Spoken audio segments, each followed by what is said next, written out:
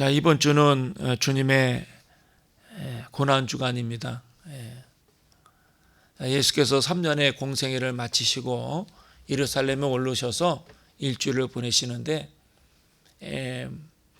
목요일 밤에 최후의 만찬석상을 제자들에게 베푸시고, 그래서 목요일과 금요일 밤 한밤중에 대제사장 가야바가 보낸 병정들에 의해서 체포되어서 빌라도에게 재판을 받고, 오전 9시에 십자가에 달리셔서 오후 3시 6시간 동안 십자가 위에 심한 고통을 당하시고 천국에 입성하는 그러한 시간들, 그래서 이번 주 안에 이제 다 이루어지는데, 우리가 마태, 마가, 누가, 요한복음 4복음서를 공부하고 또 늘 그 말씀들을 묵상하면 그 복음서에 대한 3분의 2 가량 대다수의 많은 페이지를 예수님의 그 십자가 지시기 위하여 예루살렘에 오르는 그 예루살렘에서 있었던 일주일에 있는 그 사건들을 다 기록하고 있어요. 그래서 마지막 최후의 그 일주일이 예수님의 공생애 가운데 다른 모든 사건들이나 메시지도 다 중요하지만은 그 일주일에 다 집약이 되어 있다라는 것을 성경이 우리에게 이야기하고 있어요. 그러니까 예수님이 그 십자가 위에 인간의 모든 죄를 다 뒤집어 쓰고 물과 피를 쏟으시고 죽기까지 우리를 사랑하심을 우리에게 보이시기 위해서 마지막 그 죽음의 잔을 마시는데 예수님의 마음이 어떠했을까? 인간적으로는 역시 예수님도 육신을 입고 계셨기 때문에 얼마나 큰 고뇌와 갈등이 있었을까? 그럼에도 불구하고 끝까지 주님은 십자가 지고 그 길을 걸어가셨다라는 거예요. 그래서 오늘은 화요일 아침에, 이 화요일에는 그 여러 가지 교훈들을 말씀하셔요. 혼인잔치의 비유, 무화과나무의 교훈, 그리고 오늘 본문에서도 말씀하고 있지만 장차 예루살렘 성전이 무너지고 말세에 어떤 일이 일어날 것인가를 이제 예고하시게 되어지죠.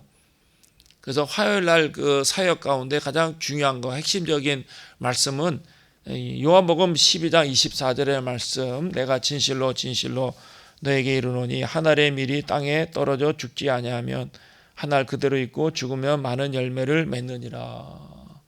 예수님 당신 스스로도 십자가 위에 그 고난의 잔을 마실 것을 결심하실 뿐만 아니라 예수 그리스도를 따르는 모든 믿는 사람들에게도 역시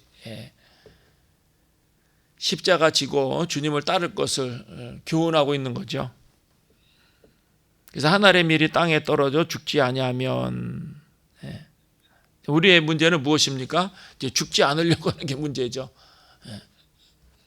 저는 그제 91년도에 신학대학원에 입학해서 파트타임 전도사, 풀타임 전도사, 그리고 오랫동안 이제 부교육자 생활하다가 이제 단독 목회를 하는 오늘까지 이제 36년. 목회라는 것은 물론 말씀을 가르치고 교회를 돌보고 또 교우들을 섬기는 그러한 일을 감당하는데, 가장 중요한 것이 늘 저 자신도 생각하지만은 자기를 버리지 않고는 따를 수 없는 길이다. 나를 내려놓지 않고 나를 포기하지 않고 나를 죽이지 아니하고 하나님의 의를 이루거나 하나님의 영광을 드러낼 수가 없다라는 것을 날마다 스스로 다짐하죠. 물론 쉬운 것은 아니에요. 항상 그런 것도 아니고 또 인간적인 생각과 마음, 감정에 휩쓸릴 때도 있는 것이 사실이죠. 그렇지 않다라고 한다면 그 목사님도 거짓말하는 거예요. 인간이기 때문에 예수님이 마치 겟세마네 동산에서 기도하시면서 고뇌하는 것처럼 주의 길을 따른다라는 것은 결코 녹록지 않다라는 거예요. 그래서 끊임없이 자기의 싸움. 그러니까 예수님이 지금 말씀하시는 것도 제자들에게 어떻게 주님을 따를 것인가, 어떻게 하나님의 의를 이룰 것인가, 어떻게 사명을 감당할 것인가, 어떻게 하나님의 자녀로 살아갈 것인가, 가장 그 근본적인 것을 말씀하시지만 그 내용이라는 것은 한 알의 밀이 땅에 떨어져 죽지 아니하면 한 알 그대로 있고 죽으면 많은 열매를 맺는다. 죽으면 많은 열매를 맺는다. 우리들의 문제는 뭐냐? 저 자신을 포함해서 죽지 않으려고 하는 것이 문제죠. 또 죽었다라고 생각하지만 항상 살아나죠. 살아나. 내 감정이 살아나고, 나의 고집이 살아나고, 나의 욕심이 살아나고, 나의 편견이 살아나고. 그래서 예수님은 당신 스스로 결단해서 십자가 지기를 결심한 그 사실에 대한 신앙의 고백이기도 하지만 우리도 그렇게 따라오라는 거예요. 그러니까 십자가를 지고 자기를 내려놓고 따르지 않으면 영생의 길을 갈 수가 없다라는 거예요. 참된 믿음의 길을 갈 수가 없다라는 거예요. 오늘 본문에도 어떤 과부가, 그 과부에 대해서는 그 삶의 자리라든가 그의 현실이라든가 그가 가지고 있는 고민에 대해서 어떤 직업을 가지고 있는지 어떤 형편 가운데 살고 있는지는 알 수가 없어요. 그러나 단지 가난한 과부, 경제적으로 굉장히 어려운 가운데 있는 여인이었다라는 것. 이제 과부라는 것은 이제 남편이 없는, 스스로 경제적인 활동할 수 없는 이제 그 어려움 가운데 있는 여인을 말하는 거죠. 그래서 이 여인이 하나님 앞에 두 렙돈을 놓는 그 사실에 대해서 예수님이 아주 극진히 칭찬하는 내용이 기록되어 있어요. 두 렙돈이라는 것은 오늘날 식빵 하나, 여러분이 뭐 빵집에 가가지고 여러 가지 빵들이 있지만 식빵, 식사 대용으로 할 수 있는 식빵, 조그만 비닐봉투 안에 들어있는 한 끼 식량의 양밖에 되지 않는 그 식빵을 살 수 있는 그 가격이 그 당시에 두 렙돈이에요.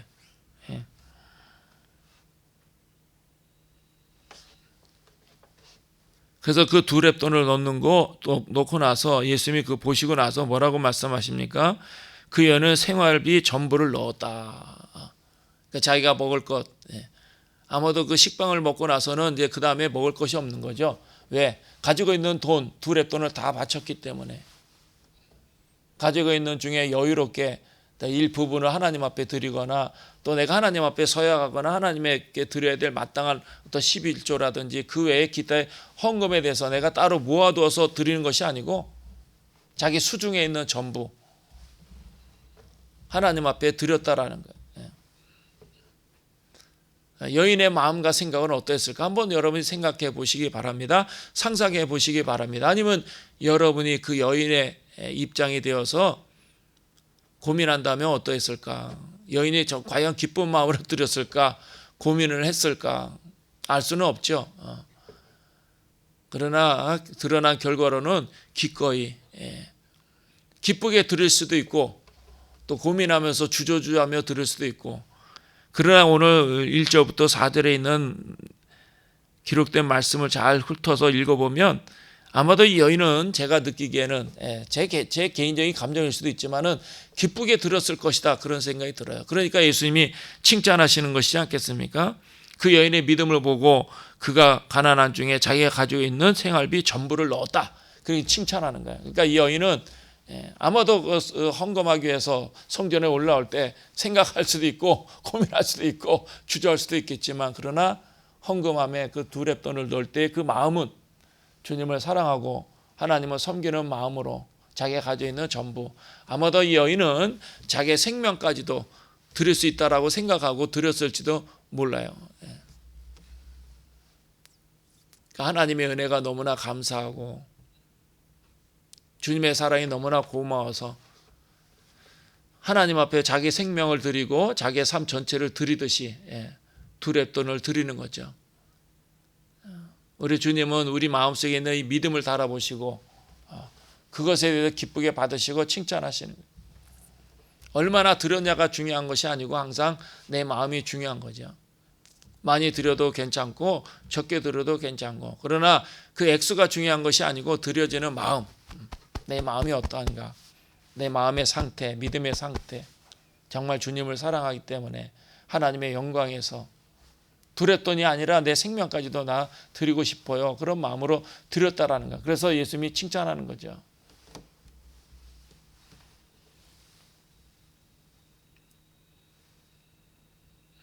그래서 앞에는 부자들이 헌금하며 헌금 넣는 것을 보시고 단순히 주의 깊게 보았지만은 그 헌금을 드리는 행위만 보는 것이 아니고 그 부자들의 그 마음의 상태, 그들의 믿음의 크기를 보셨다라는 거예요. 그들이 어떤 생각과 어떤 태도로 하나님 앞에 물질을 드리고 있는가라는 것을 보고 계셨다라는. 그래서 아무 말도 말씀하시지 않아요. 부자들이 헌금하며 헌금 넣는 것을 보시고라는 것은 이미 그들의 생각과 마음이 어떠했다라는 것을 아시고 계신 것처럼 지금 말씀하고 있고 기록하고 있어요. 그들에 대해서 그들의 믿음과 그들의 태도, 신앙의 태도에서는 어떤 언급도 하시지 않는 것을 보면 그렇게 그 부자들의 마음과 생각이라는 것이 그렇게 썩 칭찬할 만한 상태는 아니었던 것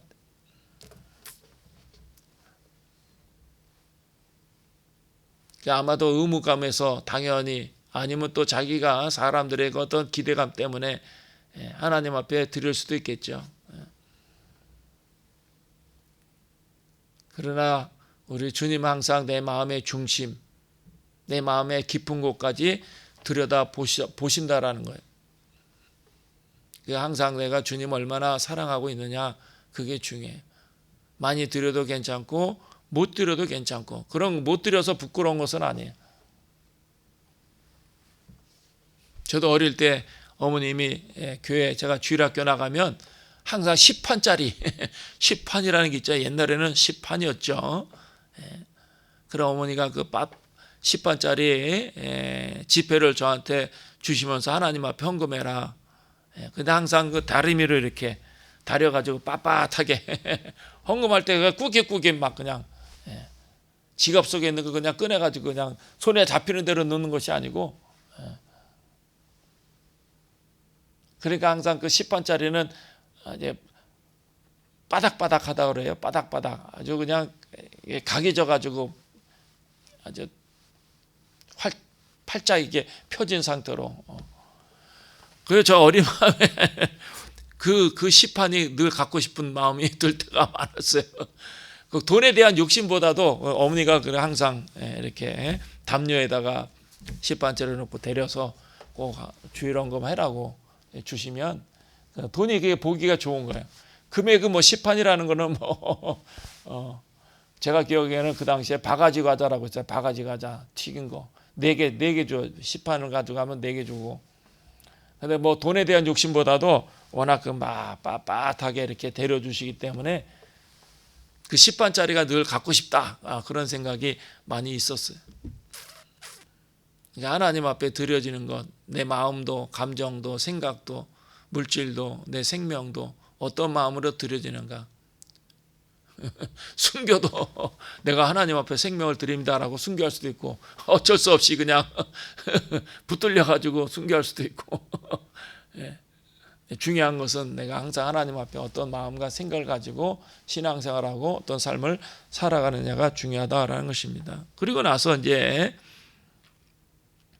이 5절과 6절에 또 중요한 얘기, 어떤 사람들이 성전을 가리켜 그 아름다운 돌과 헌물로 꾸민 것을 말하며, 아마도 자기들이 행한 것, 그 당시에 그 헤롯 대왕이 유대인들과의 그 좋은 관계를 유지하기 위해서 성전을 이제 증축하고 개축하지 않았습니까?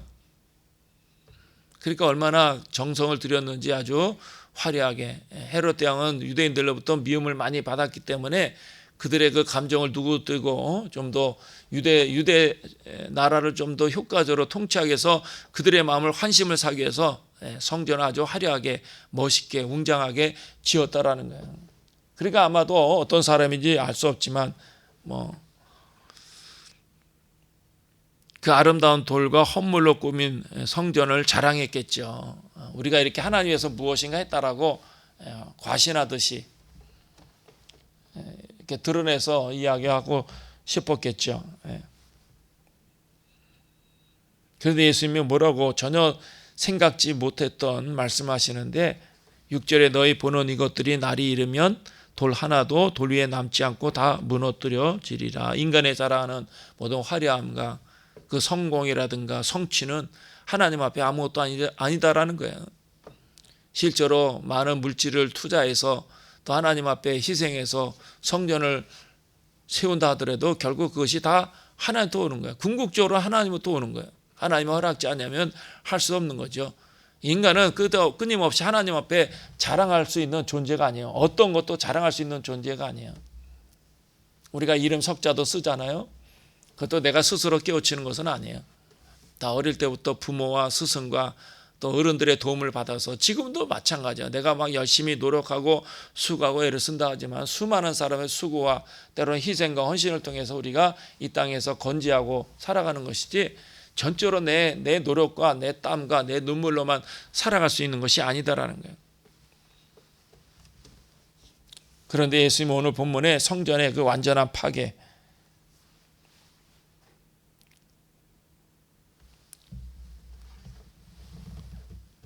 주후 66년에 로마 총독 폴로루스가 유월절 기념 행사 중에 대제사장의 예복 입고 나타나서 음담패설하면서 유대인들의 신앙을 모독하는 사건이 일어나요. 그래서 이 당시에 이걸 계기로 해서 바리새인 사두개인들 뿐만 아니라 에스네파 사람들, 열심당 많은 사람들이 봉기를 하게 되어지죠. 그래서 로마 요새를 공격해서 로마군을 다 죽여버려요. 그러니까 이제 로마 정부가 8만의 대군을 보내서 이제 진압하게 되어지는데 66년부터 70년까지 4년 동안 기나긴 전쟁을 하게 되어집니다. 아주 유대인들 격렬하게 저항했지만 결국은 70년, 주 70년 마사다에서 로마군이 제압함으로 완전한 승리. 그래서 앞으로 일어날 사건에 대해서 예수님이 예언하고 있지만은 그러나 오늘 본문에서 또한 우리에게 가르쳐준 중요한 교훈이 있어요. 항상 신약 성경에 보면 면면이 그 지면 아래로 흐르는 중요한 신학적인 이슈가 있는데 그게 뭐냐면 그 대부분에 다 놓치고 그걸 강조하지 않아요. 왜냐하면 다 그것이 부담스럽기 때문에. 그게 뭐냐면 종말론이에요. 종말론. 이 종말론, 기독교 종말론이 뭐냐? 예수님이 지금 오고 계신다라는 거예요. 예수님이 지금 오고 어떤 막연한 때 앞으로 10년, 100년, 1000년 후에 오는 것이 아니고 지금 막 시작은 되지 않았지만 곧 시작될 것처럼 주님이 다시 재림하신다라는 거예요. 그게 기독교 종말론이에요. 여기 신약 성경에 감춰져 있는 아주 신학적인 이슈, 종말론. 그래서 사람들은 불편하죠. 왜? 적어도 종말이라는 것을 인정하고 종말이라는 것을 받아들이지만 내가 살아있을 때는 뭐 필요 없다라는 거야. 내가 죽은 다음에 오시라는 거죠. 다 그런 생각을 하고 있어요. 종말로 오늘 다 끝난다라고 이야기한다면 어느 누구도 듣고 싶어하는 사람은 없어요. 그러니까 여러분 한번 유튜브에 들어가서 유명한 목사님들의 설교를 다 훑어보면 종말에 대해서 강조하거나 종말론을 가르치는 그런 설교는 별로 없어요. 저는 아직 들어보지 못했어요. 왜? 부담스럽거든. 그 사실을 인정해, 받아들여, 부정하지 않아. 그러나 당장 예수님의 종말은 원하는 사람은 없다라는. 그러니까 목사님들도 종말에 대해서는 설교를 하지 않아요. 그런데 분명히 성경에는 이 종말론에 대해서 가르치고 있어요. 종말론 한마디로 얘기하면 오늘을 최후로 살아라는 거야. 내가 말씀을 듣는 것도, 예배하는 것도, 기도하는 것도, 남을 사랑하고 베풀고 섬기고 돌보는 것도 마지막으로 최후로 마치 오늘 살고 천국에 들림을 받아 올라갈 것 같이. 그러니까 우리가 미워하고 싸우고 욕하고 남의 거 훔치고 빼앗고 죽이고 할 수 있겠어요? 오늘 마지막이라면 그렇게 살고 싶겠어요? 만약 그런 마음을 갖고 있다면 정상은 아니겠죠. 누구나 보통의 정상의 인격과 사고를 가진 사람이라면 오늘이 내가 최후의 날이다라고 생각한다면 그동안 만나지 못한 사람들을 만나기도 하고 내가 좀 돌봐주고 싶은 사람에 대해서 내가 가지고 있는 것도 나눠주고 싶고 그렇잖아요. 내가 죽으면 뭐 재산이 무슨 의미가 있겠어요. 내가 죽으면 건물이라든가 좋은 차 무슨 의미 있겠어요. 자, 세상을 떠난다고 한다면 다 나누고 싶은 것이 사람의 마음이죠. 어차피 가져가지 못하니까. 그게 종말론이에요. 내가 마지막 오늘을 살기 때문에 그래도 미워하지 않고 사랑하며 살고 용서하며 살고 기쁘게 살고 감사하며 살고 그런 마음을 갖지 않겠습니까? 성경 항상 우리에게 종말론을 이야기하고 있어요. 성경 밑에 강하게 흐르는 그 종말론 잊지 말고 오늘 본문에서 이야기하는 거예요. 마지막 때가 멀지 않았다라는 거죠. 항상 그래서 믿음의 사람도 영적인 긴장을 가지고 살아갈 필요가 있다는 사실을 잊어서는 안 된다라는 것입니다. 오늘도 이 본문을 통해서 가난한 과부의 두 렙돈처럼 내 자신을 드리고 또 오늘을 마지막처럼 내가 최후로 감사하고 기뻐하고 사랑하고 용서하고 더 진실되게 살아가는 하루가 되어야 되지 않을까, 그런 생각이 들어요. 오늘도 이런 믿음으로 하루를 살아갈 때 성령이 함께 하시고 또 우리에게 큰 은혜를 베풀어 주시리라 확실히 믿습니다. 기도하겠습니다.